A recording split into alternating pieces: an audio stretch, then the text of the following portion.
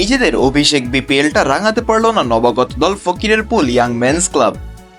বাংলাদেশের league giant Dhaka আবাহনীর কাছে হেরে গেল 2-0 গোলে। অন্যদিকে একই সময়ে অনুষ্ঠিত হওয়া দ্বিতীয় ম্যাচে রমতগঞ্জ এমএফসি 3-1 গোলে হারিয়েছে ফর্টিস এফসি লিমিটেডকে। 2024-25 মৌসুমে দ্বিতীয়বারের মতো বাংলাদেশ প্রিমিয়ার লিগে সুযোগ পেয়েছে ফকিরের পুল ইয়াং মেন্স ক্লাব, তবে খেলেছে নিজেদের অভিষেক ম্যাচ। আর্থিক সংকটের কারণে প্রথমবার সুযোগ পেয়েও খেলতে পারেনি একটি ম্যাচও। তবে এবার নিজেদের দ্বিতীয় আসরের সুযোগ পেয়ে অভিষেক ম্যাচেই চমক দেখিয়ে দিয়েছে ফকিরের পুল ইয়াং মেন্স ক্লাব।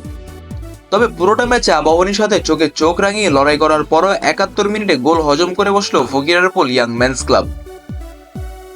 ম্যাচের 71 মিনিটে কামরুল ইসলামের অ্যাসিস্ট থেকে গোল করে দলকে 1-0 গোলে এগিয়ে নিয়ে যায় এনামুল গাজী। এরপর বাকি সময়গুলোতে যথেষ্ট সুযোগ পাওয়ার পরও গোল করতে ব্যর্থ হয় ফকিরের পুল ক্লাবটি। তবুও কিছু আক্রমণ কলিজা কম্পন তুলে দেয় আবাহনীর গোলবারের। তবে ম্যাচের একেবারে শেষ মুহূর্তে বাধা আরেক বিপত্তি। মোহাম্মদ ইব্রাহিমের সাথে বল ট্যাকল করেন ফকিরের পুল ক্লাবের ডিফেন্ডার, তবে রেফারি পেনাল্টির সিদ্ধান্ত দিলে উত্তপ্ত হয়ে যায় খেলার মাঠ। ফলে ম্যাচের 96 মিনিটে পেনাল্টি থেকে গোল করে দলকে 2-0 গোলে জিতিয়ে দেন জাফর ইকবাল। নির্ধারিত 90 মিনিট শেষে আবাহনীর বিপক্ষে 2-0 গোলের হার নিয়ে মাঠ ছাড়ে ফকিরের পুল ইয়াং মেন্স ক্লাব। অন্যদিকে দিনের দ্বিতীয় ম্যাচে রহমতগঞ্জ এমএফসির কাছে 3-1 গোলে হেরেছে Fortis FC limited.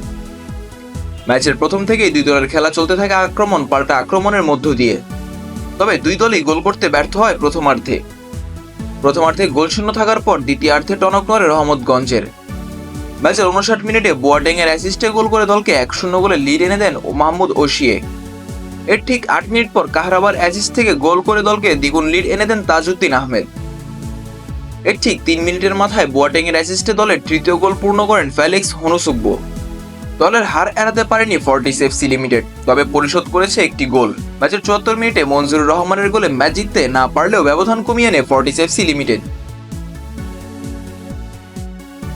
Mizanur Rashid, team sports.